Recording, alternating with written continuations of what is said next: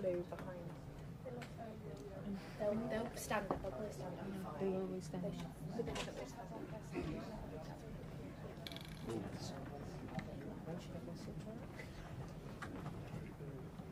So the Prime Minister will do some remarks. He'll take the questions, so he'll call their names, and they'll stand up.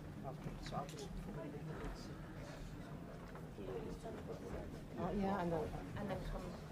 Start over. Yeah. Yeah.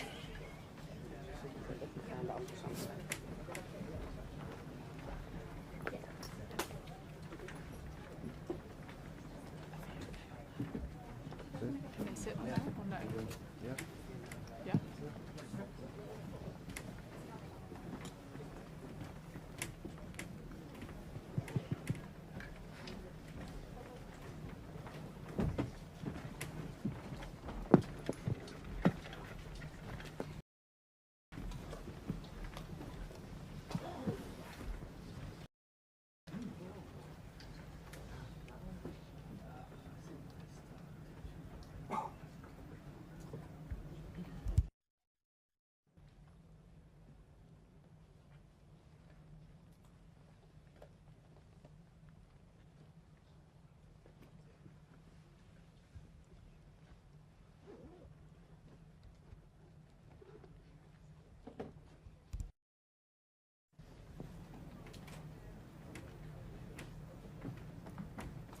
Good afternoon. It's been UK policy for decades that Iran can never be allowed to have a nuclear weapon. Over the weekend, the US removed to alleviate that threat. Now, we need to make sure that the ceasefire holds and seize this opportunity to stabilise the region and get Iran back round the negotiating table with the United States. Ultimately, this is how we will ensure a complete, verifiable and irreversible end to Iran's nuclear programme. And we are using every diplomatic lever to support this effort. I'm in close contact with leaders across the region, and yesterday I spoke to the Emir of Qatar to express our solidarity after Iran's reckless attack on the Al Adaya base. While we work to lower the temperature, we will for a moment lose focus on Ukraine, whose people endured further Russian strikes overnight and for many nights consecutively. Nor will we lose focus on the rising threats to Euro-Atlantic security. In the face of those threats, I've long argued that this is the moment to unite, for Europe to make a fundamental shift in its posture, and for NATO to meet this challenge head on. And that is what we have done today. With the UK at the forefront, NATO allies have agreed a new defence investment pledge, raising defence and security spending to 5% of GDP by 2035, making NATO stronger, fairer, and more lethal than ever. This includes military spending, as well as vital investments in our security and resilience, like protecting our cyber security and our energy networks. Allies also agreed that because the threats are constantly evolving, we will review this pledge in 2029. The new national security strategy sets out our plans and priorities across these areas. So under the NATO new definitions, we estimate that we will reach at least 4.1% of GDP in 2027, keeping the British people safe and strengthening our leadership in NATO even further. This summit has sent a decisive message to aggressors, and that must be matched by our commitment to Ukraine. And that's why I've announced this week that the UK is providing hundreds more air defence missiles to protect the Ukrainian people, paid for not by the British taxpayer, but with money from frozen Russian assets. Last year, NATO allies pledged 40 billion euros of military aid for Ukraine. This year, Europe, Canada, and our Indo-Pacific partners will match that 40 billion commitment euros again for 2025. We are no longer just talking about burden sharing, we're delivering it in every area. And now we must seize the opportunity this creates to use this investment as a job-creating machine to renew our country, making working people better off and strengthen our security at the same time. So today, as the latest in a series of new investments, I can announce that we will procure at least 12 F-35A fast jets, and we will make these UK aircraft available to bear nuclear weapons if necessary. Our continuous at-sea deterrent has long been declared to NATO alliance. And with this announcement, we're going further in response to growing nuclear threats. It marks the return of the RAF to nuclear deterrence for the first time in 3 decades, presenting the biggest strength of our deterrence posture in a generation. And it will support no less than 20,000 jobs across the United Kingdom. Our commitment to NATO is unshakable, and so is our determination that greater security for our country must go hand in hand with better lives for working people. Thank you. And now I will take some questions from the media, and I think I'm starting with Beth. Beth. Thank you. Prime Minister, you say that you will not lose focus on Ukraine, but there's no condemnation of Russia's war on Ukraine in the joint communique, something that has been in previous statements when Biden was in the White House. Is that because President Trump didn't want NATO to condemn Putin? And are you disappointed by that? And on your welfare bill back home, it's shaping up to be a huge test of your authority. If you can't govern your party, how do you govern the country? Thank you. Well, on the question of Ukraine, the position in NATO has not changed, nor has my position changed. In fact, over the last couple of days, I would say in my discussions with leaders, there's been a real resolve that now is the time to push again to get Putin to the table for the unconditional ceasefire. President Zelensky has, for many weeks now, indicated his willingness to go to an unconditional ceasefire.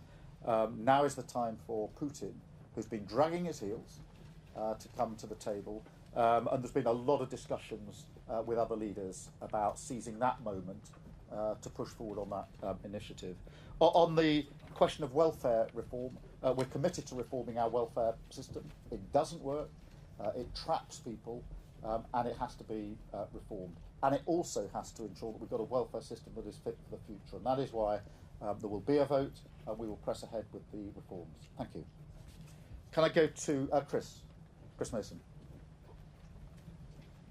Thank you, Prime Minister. Chris Mason, BBC News. The benefits bill is soaring and will be, even if you were to pass these measures that now appear to be in jeopardy. You turned on the winter fuel payment, and now you're talking about the prospect of tens of billions of pounds of extra funding for defence over the next decade, alongside that promise that you have to not put up taxes on those you describe as working people. Are those things in combination really credible? And if I may, opposition to your benefits changes is growing. Are you willing to compromise? Thank you. Let me take the funding position head on, because we made a commitment in our manifesto to raise defence spending to 2.5% during the course of the Parliament. We then brought that forward to 2027, 2028. And as I did that, I announced where the spending would come from, and it comes from the Overseas Development Aid Fund, not from tax rises. And the same challenge was put to me then, that we would have to tax rise, and we didn't. We made the difficult but right decision in relation to that funding. We have a commitment in our manifesto not to raise taxes on working people, and we will keep to that commitment. But it is right that I reiterate that the first duty of the Prime Minister is to keep the country safe, and that is a duty I take extremely seriously. These are volatile times, and I'm really pleased here at NATO that has been the mood of the summit, And this has been a strengthening of NATO, not just numerically with new members coming this time for their second summit, but a stronger NATO, and a real sense of resolve and purpose coming out of today with the commitment in relation to the welfare. We have got to make the reforms to our system. It isn't working as it is. It doesn't work as it stands for people who desperately need help to get into work, or for people who need protection. It is broken. We were elected in to change that which is broken, and that's what we will do, and that's why we will press ahead with reforms. Thank you. That's why we're going to press ahead with the reforms. Catherine from GB News. Catherine. Thank you, Catherine Forster, GB News. Prime Minister, you're making massive pledges on defence going forward into the mid-2030s. But looking at the polls and looking at the number of Labour MPs rebelling at the moment, how confident are you of being around into the next Parliament to implement these plans and also leading Labour into the next election? Thank you. Very confident. We were elected in absolutely. We needed 10 years of a national, a decade of national renewal was what we were elected into with a huge majority. It is really important that I lead from the front and take the long-term decisions about the future of our country, and that is why we've made these defence commitments. We are living in a more volatile world. I think everybody in the country accepts that. We have to rise to that challenge, and it is right that we set it out over a number of years so we get the trajectory right and the balance right, and that's what we're doing. That's what I'm committed to doing, and that's what I'm committed to seeing through, because that is the fundamental duty of the Prime Minister. I should add that hand in hand with the increased spending on defence goes the investment in jobs in our country. Good, well-paid, secure jobs in defence, measured in the many, many thousands across the country, and when you take into account the supply chains, the small businesses that are going to be involved, then every part of the country will benefit economically from the investment that we are making. And of course, as you would expect, I've had numerous discussions with other leaders here about joint work on procurement, manufacturing and building of capability, and we have a reputation that goes before us as a partner that other countries want to work with, and that will bring even more money into our economy. So I'm very pleased that we are seen in that way by our colleagues and seem to be leading with other countries wanting to work with us. Thank you very much, Catherine. I've got Andy. Thank you very much. Andy Bell, 5 News. Prime Minister, in the last few days, President Trump has launched a unilateral attack on Iran, barely giving you any notice. On his way here to this summit, he wasn't able to give a straight answer about whether he believed in the principle of mutual. Is he really a reliable ally you can trust? Yes, we work very closely with the United States. We have done for many years. Our teams are constantly talking to each other, as they were throughout last week. You will have observed that after I got back from Canada at the G7, I went straight into a COBRA meeting. The purpose for that was to ensure that we were ready for whatever might happen, including a strike by the US. That was of significant importance to me because, of course, in many bases across the Middle East, we are co-located with the US, and therefore we were already taking contingency measures last Tuesday because I wanted a high level of assuredness and to be assured personally that we had in place all the necessary measures to deal with whatever the contingency may be. And we were talking to and given notice by the US of their intentions all during the course of last week, and we talked to them all of the time. That is the nature of the relationship between us. That is what's endured for 80 years, and it's as strong now as it's ever been. Thank you very much. I've got David from Mail. David. Thanks, Prime Minister. On welfare, why have you so spectacularly failed to read the mood among your MPs over this issue? Is it because, you know, as your critics suggest, you don't have the political nous and judgment required for the top job? And just another one on military matters, if I may. It's Armed Forces Week this week, but there's growing concern among veterans about your government repealing the Northern Ireland Troubles Legacy and Reconciliation Act. They fear it will spark a witch hunt against veterans who served in Northern Ireland because it'll end immunity against prosecution. If you care about our armed forces and veterans, why are you opening them up to a legal witch hunt, and will you reconsider repealing that legislation? Well, look, on welfare, there's a pretty united front in saying we need reform. And you won't find many Labour MPs who are not accepting we need reform. So we're absolutely on the page with them. The question is, how is that reform carried out? And that is why we put forward the provisions in the bill in relation to how we modernise and make fairer and efficient and sustainable our welfare system. And that is what we were elected in to do. We were elected in to change and to deal with and mend that which was broken. That was the mandate that everybody stood on at the last election. If I may say so, many people predicted before the election that we couldn't read the room.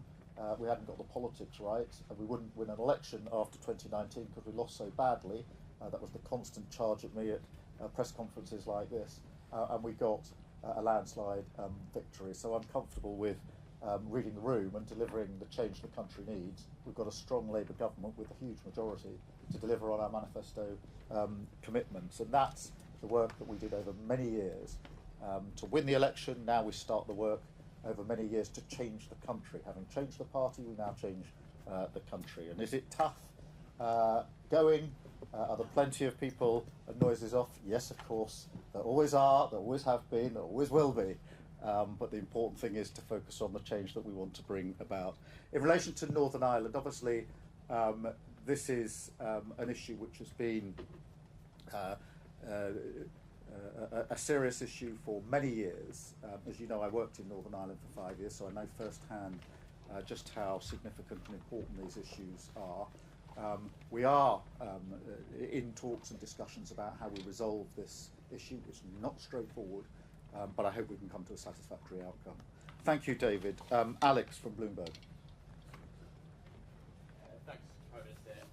President Trump has just said in a session with NATO leaders. President Trump has just said in a session with NATO leaders that something has to be done about the situation in Ukraine because, in his words, it is totally out of control.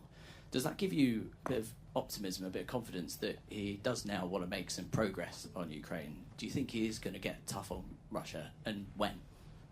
I think it's fair to say the mood of pretty well all participants in the session in NATO that we've just had in the summit was, on the one hand, of sort of positivity and resolve and purpose in relation to the commitment we've made and the strength and unity of NATO, but at the same time recognising that we need to now push harder on Ukraine, and I think that reflects the mood in the room, and that it's time for Putin to come to the table. And so that's been the subject not only of the discussions in the summit, but actually of many of the discussions over dinner last night and in the margins, as you would expect. And certainly my position is, and has been for some considerable time now, that Putin must stop dragging his heels and get to the table, and all of our discussions have been urging that outcome. Thank you very much. And Lizzie, from Mirror. Thank you. Prime Minister, the National Security Strategy yesterday said that the British public need to actively prepare for war on home soil. Should ordinary people be thinking seriously about Cold War style preparations? And on welfare, your spokesman in London has been making the case that it is moral for MPs to vote against the welfare reforms. Are the 120 Labour MPs who are backing the amendment immoral? Well, let me deal with the homeland threat, because it is a mistake to think that the only threat we face is external and far off. We do face threats at home all of the time. On a daily basis, there are cyber attacks that have to be dealt with and are being dealt with. They are ever more sophisticated, and we need to have the capability to deal with them. In relation to energy, that has been weaponised quite obviously in the last. You can see that in what's happened in Ukraine, and also on the question of counter-terrorism and state-backed actions in our country. that are a very big threat, with very many attempts to penetrate our systems having been dealt with by our security and intelligence services, shouldn't detract from the fact that that is a real threat to our country, which we have to take seriously. And that is why it's in our strategic defence review, is why I've always felt it should be part of what we consider to be the defence of our country. A cyber attack is an attack on our country by our adversaries quite openly. And Russia and Iran are carrying out those attacks on a regular basis. And we have to be prepared for them. In relation to welfare, the argument I would make is that it is a Labour government that should reform welfare. If the welfare system isn't working for those that need it, and is not, it's a Labour government that should make it work for the future. And just as it was a Labour government that created the welfare system in the future, it falls to this Labour government to make sure we've got a welfare system that's sustainable for the future to come. So much like we did on health, we created the health service, and now we have to ensure that it's fit for the future. Same with welfare. That is a progressive argument, that is a Labour argument, and it's the right argument to make. Thank you very much indeed. Thank you. Yeah.